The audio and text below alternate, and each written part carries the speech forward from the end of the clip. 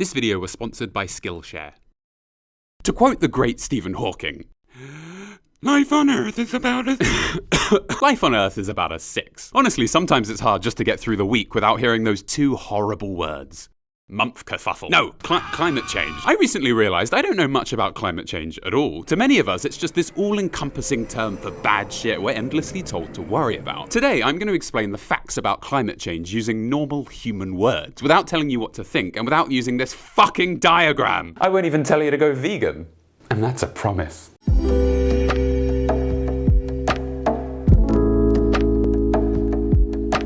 Excuse me? Humans obsessively keep track of everything going on Earth, from the exact amount of water a carrot plant needs to thrive to the likelihood of being mortally wounded by a tumble dryer. I mean, we measure raindrops in deserts, whiskers missing from kittens, how toxic is copper, are gloves warmer than mittens. This video has been demonetized for copyright infringement. Where I'm going with all this is one thing humans have been pretty obsessively measuring for the past 100 years is the Earth's temperature. And a great example of this is the British East India Company.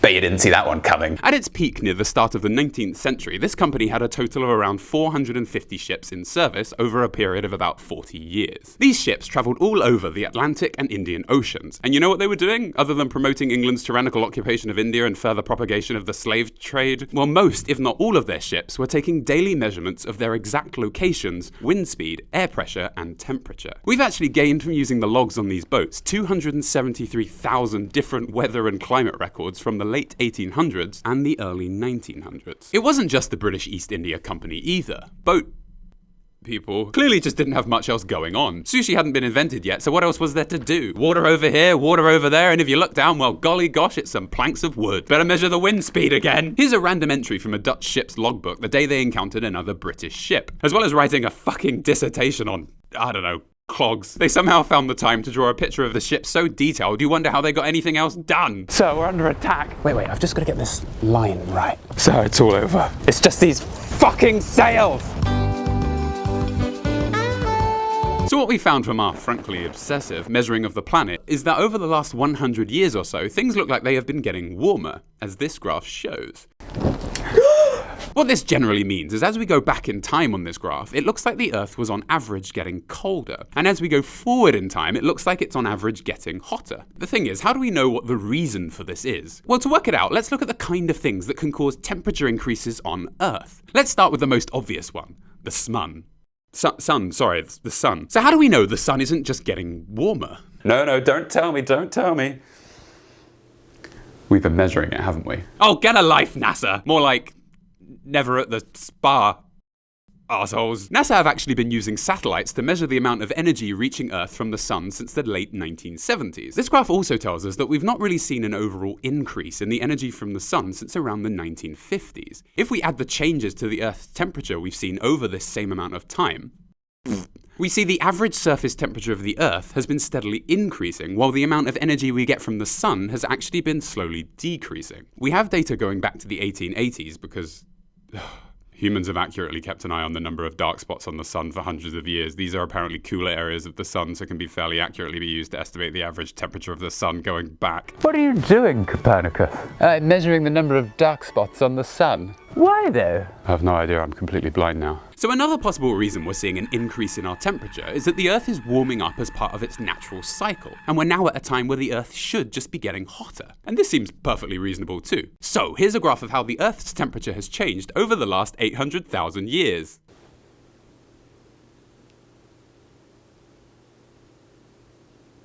Excuse me, what? I bet you're wondering how that was ever worked out. Well, do you know how we found that 5,000-year-old man buried in ice? Ozeti? I'm pretty sure that's not how you pronounce that. By looking at Ozeti. We learnt loads about what humans were like 5,000 years ago, and we can do a similar thing with the Earth's temperature and very old ice. If we can find ice that's 800,000 years old, we can actually learn about what the temperature on Earth was like when that ice froze. The ice in Greenland and Antarctica is perfect for this because it actually goes down for miles and miles. The further you go down, the older the ice gets. As we go down too, we also see different layers indicating the different years the ice formed. Like how the rings in a tree show its age. The thing is, surely to go back even 100,000 years, we'd have to dig for miles and miles deep into the ice, and that's what they did. Jesus, imagine meeting these people at a party. So what do you do? I'm an investment banker. And you? I dig out and examine miles of ice cores found deep in Antarctica and use them to measure the Earth's temperature. Would you like a drink? Yes, please. We can also do something similar by looking at very old shells of animals in the layers of sediment under the sea. Under the sea! This has left us with a pretty good idea of what the temperature on Earth has been like for the last 800,000 years. And without a doubt, it's all over the damn place. Surprisingly, the Earth does not like to stay the same temperature at all. And it definitely wasn't humans causing this big jump 800,000 years ago by suddenly driving their cars to work, unless Ötzi here has been hiding something. I knew it! So the increase in the Earth's temperature we're seeing right now could just be one of those jumps we've seen loads of before happening again. So to know if that's the case, let's look into what caused these big changes in the Earth's temperature in the past. And to answer that, we need to look into the Milankovitch cycles, which were invented by Milutin Milankovitch.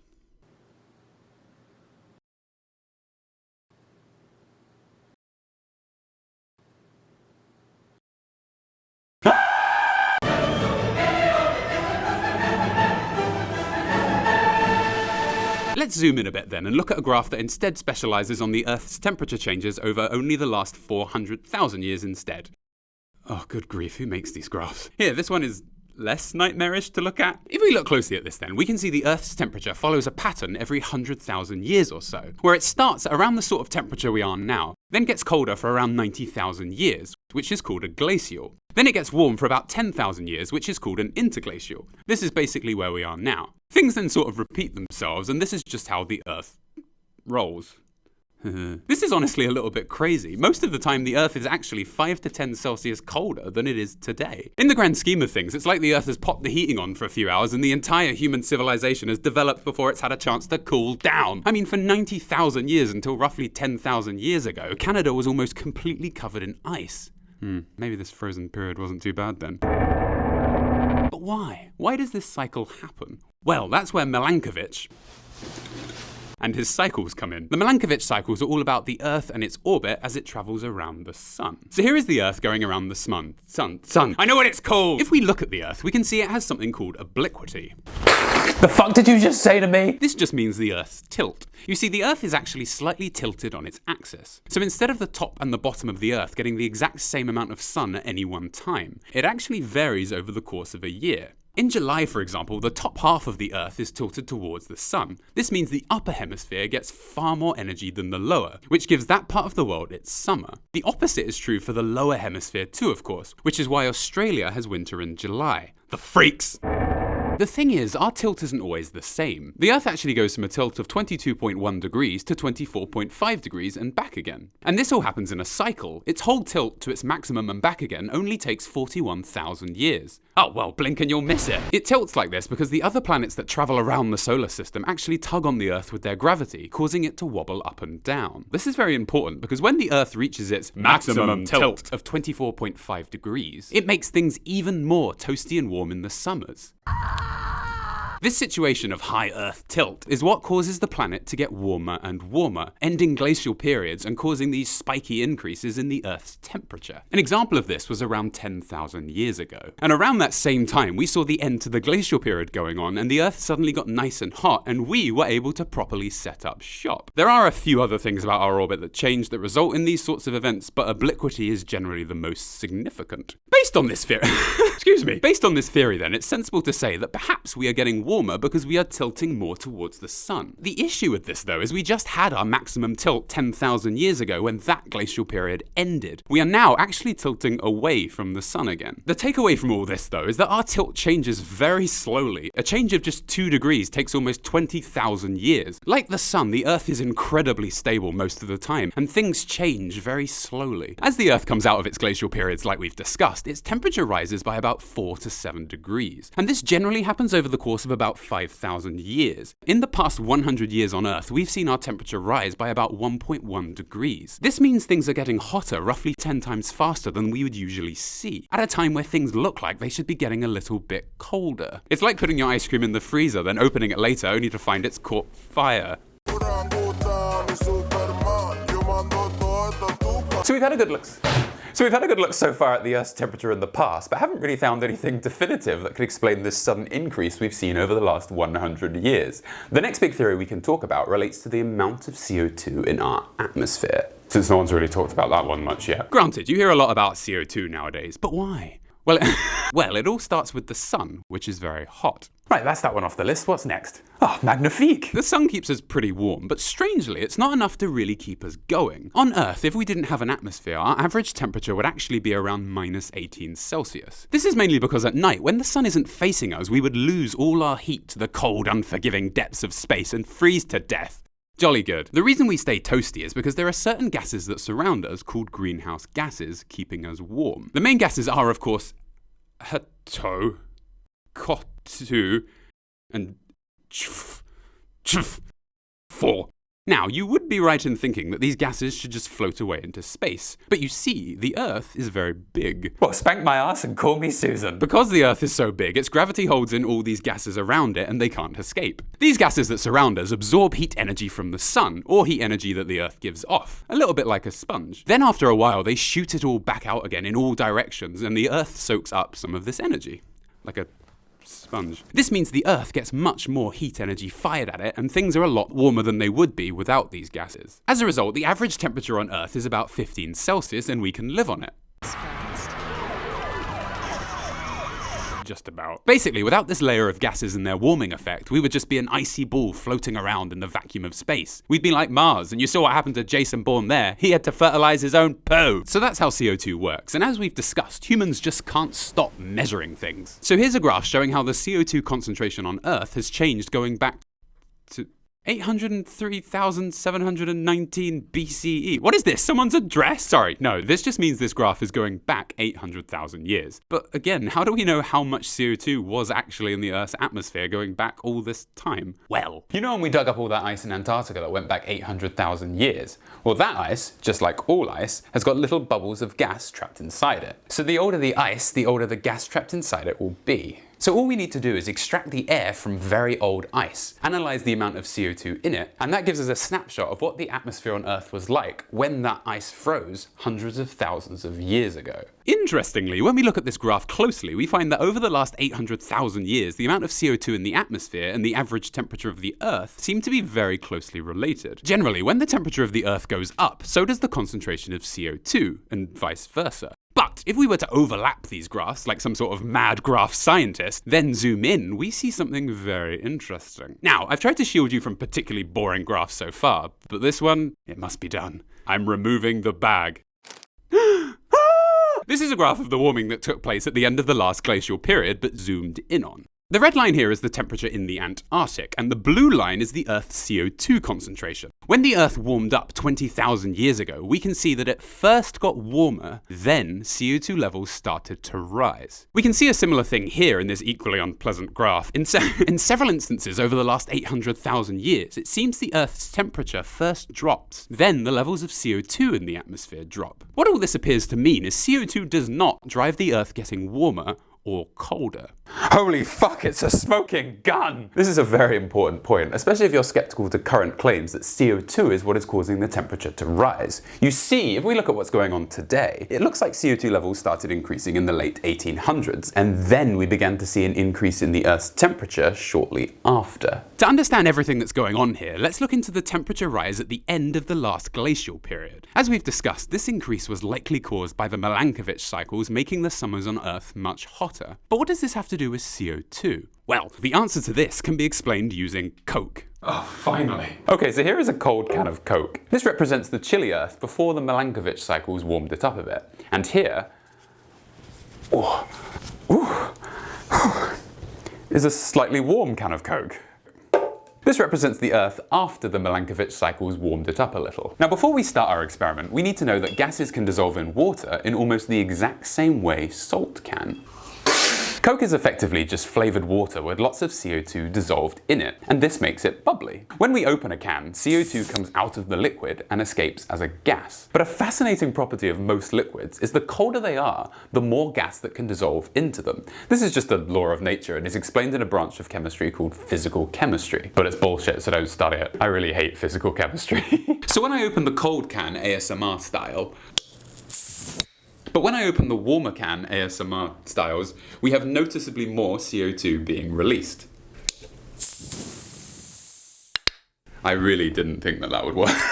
This is because warm liquids can't hold on to as much gas as cold liquids. This is why a warm can of Coke will give off more gas. What I'm getting at here is that after the Milankovitch cycles caused the Earth to warm up a little, the seas would have had to have started releasing more of the CO2 they had dissolved in them, since warmer liquids can't hold on to as much gas. This is likely to be part of the reason why we see an increase in CO2 concentrations on Earth just after we see a temperature increase. This is also quite relevant because kickstarting the end of a glacial period actually needs quite a bit more heat than what we would get from the Earth tilting an extra 2 degrees towards the sun. You see, many of the recent glacial periods have lasted around 90,000 years. Coming out of them definitely seems to require a bit of extra oomph. So what seems to happen is the Earth is warmed slightly by the Milankovitch cycles. This then causes the seas to release more CO2. This CO2 then increases the Earth's greenhouse effect, making it even warmer, which in turn causes the seas to release even more CO2, and things very quickly get warmer and warmer. This is demonstrated on this lovely graph here. This graph also shows the Earth getting warmer at the end of the last glacial period like the one we saw before, but this one is a little bit more detailed and uses every method we have available to estimate the Earth's average temperature as accurately as possible. So, here the CO2 levels of the atmosphere are listed as yellow dots, and the blue line is the Earth's average temperature. If we look closely, we can see the Earth's temperature did lead CO2 levels initially. But 90% of the Earth's warming only happened after we saw a major increase in CO2 levels, which would have been caused by the seas releasing CO2 after the initial warming of the Earth. And once this rise did happen, CO2 levels are what led the Earth's temperature increase. Temperature and CO2 levels do seem to be completely related. One has almost always affected the other. So this is probably why scientists are getting their knickers in a bit of a twist. If we look back 800,000 years, we see the Earth's CO2 concentration hasn't ever really made it above 300 ppm. ppm just being a measure of concentration of CO2. But in just the last 100 years, CO2 levels have increased to over 400 ppm, meaning the concentration of CO2 in the atmosphere is now 33% higher than we've ever known it to be in the last 800,000 years. Shortly after this CO2 increase, we've also seen a temperature rise on Earth of around 1.1 Celsius that has happened 5 to 10 times faster than almost any other global temperature rise we've ever measured. This change to our temperature is happening even though we are tilting away from the sun, and the amount of solar energy hitting the Earth each year is steadily reducing. Oh, I'm getting pretty. I don't know if I can handle this. So clearly carbon is one sick son of a bitch. But where is it all coming from? And is it really the only thing that could be making the Earth warmer? There's a fancy graph on Bloomberg that does quite a colourful job of this, and that's what matters. No need for a paper bag here. This graph first shows the temperature changes we've seen on Earth since 1880. It then maps on the same graph a collection of possible causes. Here, for example, is the estimated heating and cooling effect that the sun's orbit will have had on our temperature over that same period. The same has been done for the effects of volcanoes, deforestation and land use, and even the ozone layer. All of these effects combined don't seem to show any significant impact on the CO2 or temperature changes we're seeing on Earth. Based on what we know about CO2, how it has affected our temperature in the past, and a lack of any other culprits, CO2 is generally deemed the most likely cause for the increase to the Earth's temperature we've seen in the last 100 years. In that case then, it's important to look at why the levels of CO2 in the atmosphere are increasing so much. And if you were to go with what everyone else is saying, you'd probably hear the words fossil fuels. But what are fossil fuels? Fossil fuels are basically just plants and animals that died millions of years ago. Over time, these animals sank into the ground and eventually turned into coal and oil. This happens because coal and oil is mostly just carbon. And plants and animals too are mainly carbon. That's what people mean when they say we are carbon-based life forms. When we burn these carbon-based fuels for energy, the carbon in them reacts with oxygen, carbon dioxide is made, and the circle of life is complete.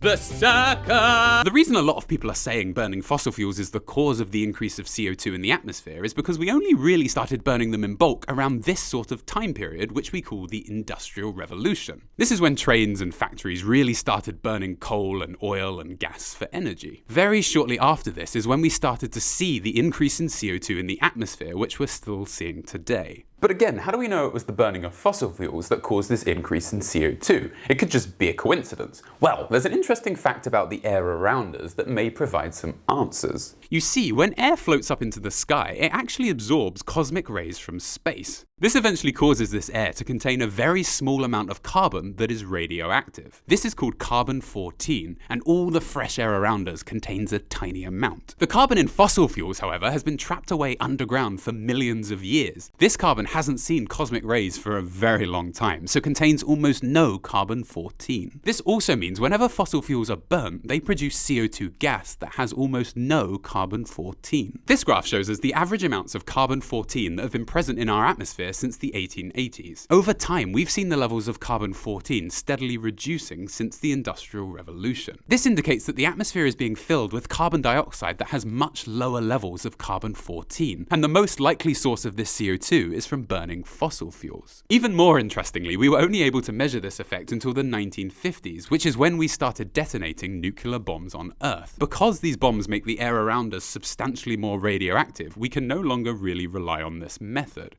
They irradiated their own planet? That's right, Quark, we really fucked up. There are also atoms called carbon-13 in the air that actually tell us similar things to carbon-14. These levels aren't affected by setting off nuclear bombs. So we can see here, carbon-13 levels in the atmosphere have also dropped steadily in the same way carbon-14 has. So if all this theory is true, then it's all carbon's fault! Oh no, I'm making it worse! The main thing I've noticed about climate change is it's only ever described as this wall of bad news and serious faces and warnings that we're completely fucked unless every human on Earth goes vegan overnight, but then we're told eating more avocados is socio-politically worse than pounding a kilo of cocaine after every meal, so I don't know what to think. Avocado toast? Cocaine toast? Why not have both? The Earth warming a few degrees as it's currently set to do so, based on the current amount of CO2 we are producing, will bring a variety of issues to every single part of the world. There's no need to go into detail about any of these, as you can probably guess, though a few examples would be the ice caps melting will likely cause widespread flooding. Large areas will get too hot to live and grow food, and forest fires will continue to get far more frequent. Stuff like that. Trying to reduce the amount of CO2 we make then is all well and good, but what do we change? Everything? Go full into the wild and eat nothing but sweet peas and starve to death with a tear of happiness in our eyes that we did the right thing?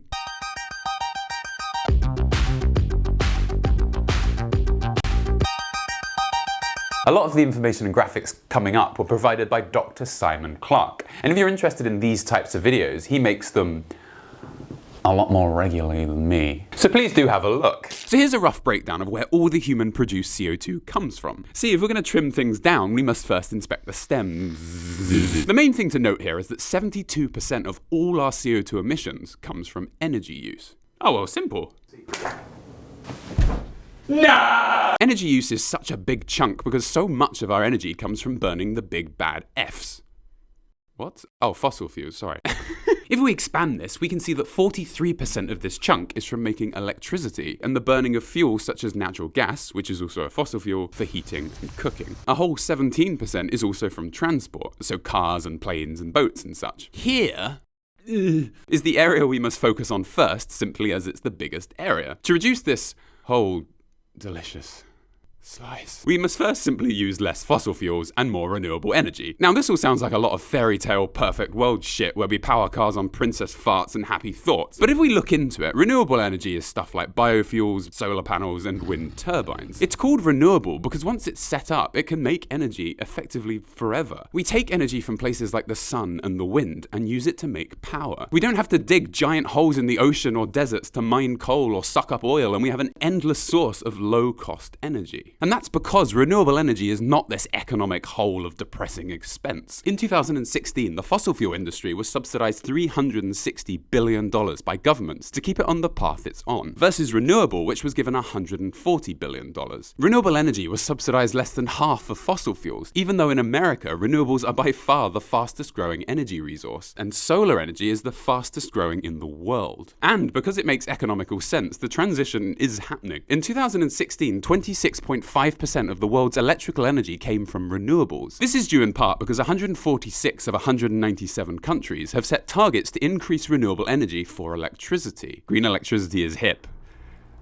Dog. But this is only for electricity. It doesn't include natural gas for heating and cooking, which is a huge part of this deadly but delicious pie. Only 10.3% of the energy we use to produce heat is from renewable sources. This is likely because renewable gas is less trendy. Only 48 countries have set targets to use increased amounts of renewable gas. The same is true of transport. Only 0.3% of our cars and planes and such use renewable energy. As you can probably see then, a big part of this is all politics. Oh, my favourite. It's largely down to politicians and governments to choose to start building more renewable energy sources, stop subsidising fossil fuels so much, and instead start subsidising renewable energy.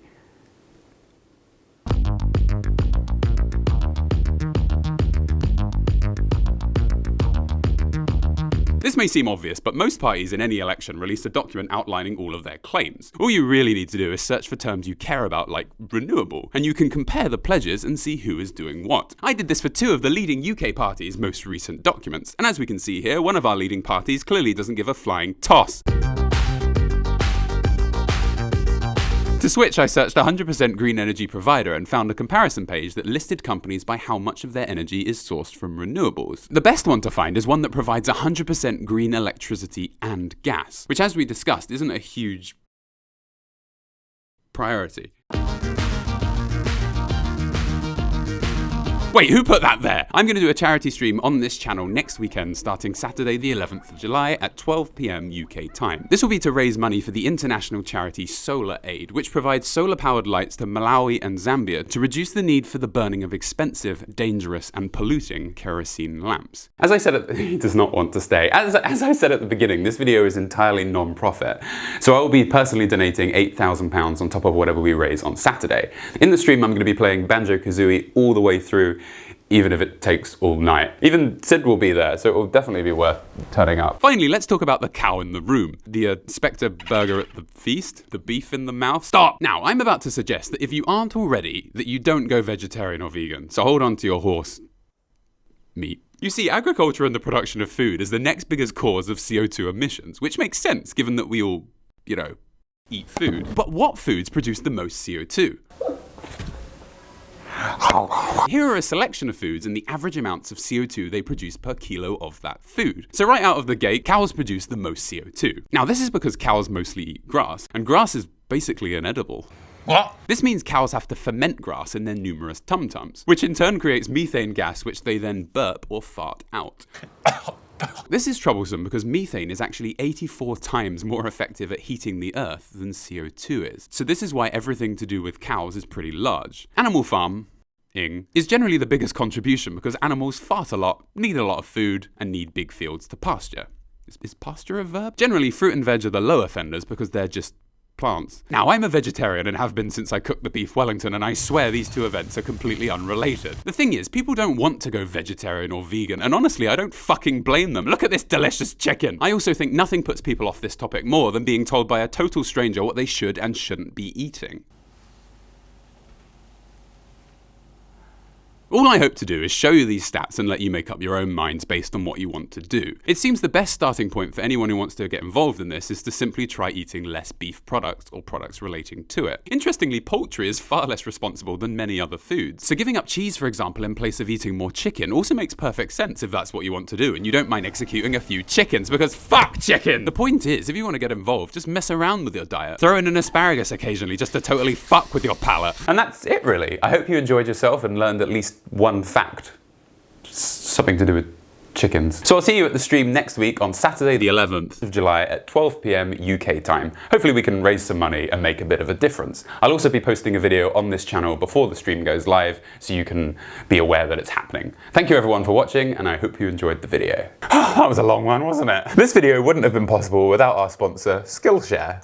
Skillshare is basically an online learning community with thousands of amazing classes for people who want to learn new things or just want to be more creative. These classes are designed for real-life use and to be engaging, so they'll help you stay inspired. If you're stuck indoors as well, I find being creative and learning something new really helps break up the routine. Skillshare has so many classes that completely match my interests, like creative writing, film, animation, and even business management. A class I've used more than any other is Learn Adobe After Effects for Beginners by Jordi Vanderput. Before starting this video you just watched, I had never used After Effects before. I know, right? The biggest takeaway from this class was finally learning how to use special effects, which meant I could make this scene, which 2 months ago I wouldn't have had a clue how to do. So I really highly recommend. Skillshare as a site is designed specifically for learning, so there are no ads and there are new premium classes being launched all the time. So you can stay focused and go wherever your creativity takes you. And it's less than $10 a month for an annual subscription, which is pretty good. So to sign up, you just click the link in the description. And the first 1,000 of my subscribers who click the link in the description will get a 2 months free trial of premium membership, so you can go out and explore your creativity.